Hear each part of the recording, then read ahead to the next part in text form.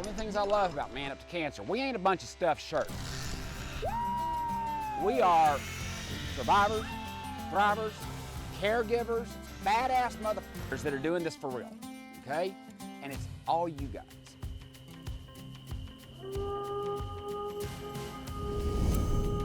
We knew we wanted to call it the Gathering of Wolves. The whole wolf motif comes from wolves take care of one another through illness and injury. If another wolf is hurt or injured, that pack is going to circle around that wolf, protect them, guard them, keep them safe as they recover. And if they don't recover and they pass away, the wolves mourn them. As men going through cancer, why don't we be like that? Like, why would we ever want to do this on our own? We should be a pack going through this. Man Up to Cancer has men from all walks of life, all backgrounds, all shapes and sizes, all sexual orientation, race, ethnicity, culture. We always knew that one component of Man Up to Cancer would be we want to get together in person. It's one thing to see people on social media or on a Zoom call, and that's great. We've built lifelong friendships through those places where we haven't even met each other in person. But we knew from day one that we really wanted to bring people together in person, and that's really where the magic happens. Being outside was really important. The summer camp aspect of it is just like, we're going through some deep stuff. We're going through some hard times. The things that we go through as cancer patients with the treatments sometimes can be hell. And we need a place to have fun. And what better place to have fun than an outdoor summer camp where we can feel like kids again.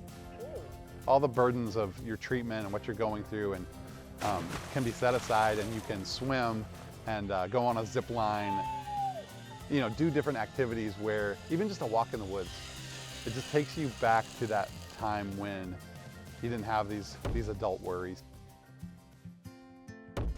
Tonight I've got 8 wicks, we've got 8 chairs. As I read these names, I'm gonna get a couple guys to turn those lights on for those 8 brothers.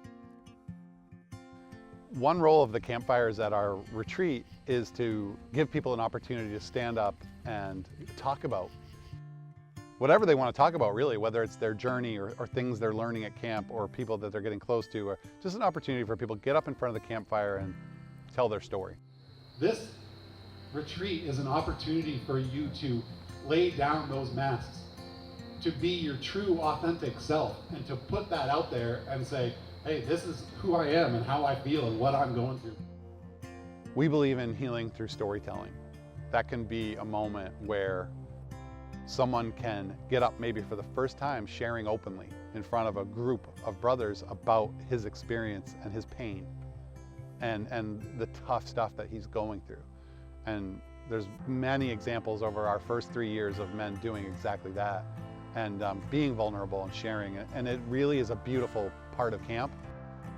I'm just so proud.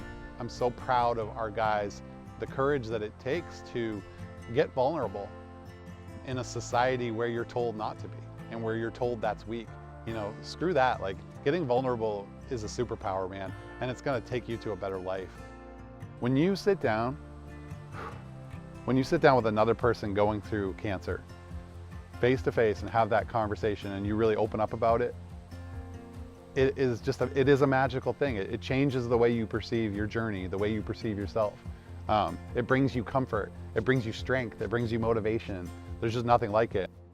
Gone are the days when you just didn't talk about it, didn't share it, just went into your man cave and just sucked it up.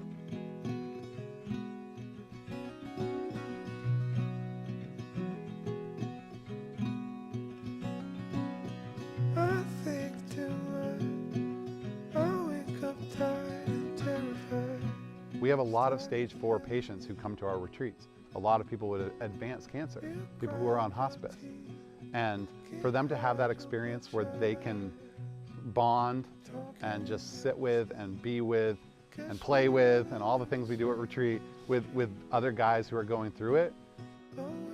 We've heard from the families of many men who've come to our retreat. After they pass away, their families will tell us, that was an incredibly meaningful experience for my loved one.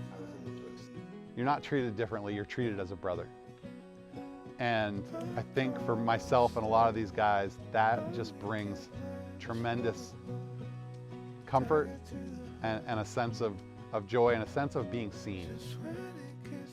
We're serving, you know, a good chunk of guys now, but we know there's so many guys out there who could benefit from what we do, whether it's coming to a retreat, just getting a backpack, taking part in the conversation on our Facebook page, being part of a local chapter. So we know that there's guys out there that could really use our help. No great thing that's done is ever done in isolation. For a lot of the guys that come to our retreats, in their day-to-day lives, they have to hold a lot inside. A lot of them are, you know, still working 1 or 2 jobs while they're going through treatment. A lot of them have roles and responsibilities that they need to live up to on a day-to-day basis, even as they're going through the shit. When they come to the retreat, they can take a breath. They can take a breath from what they're going through, the stresses, the roles they have to play at home, and just be amongst other men who get it.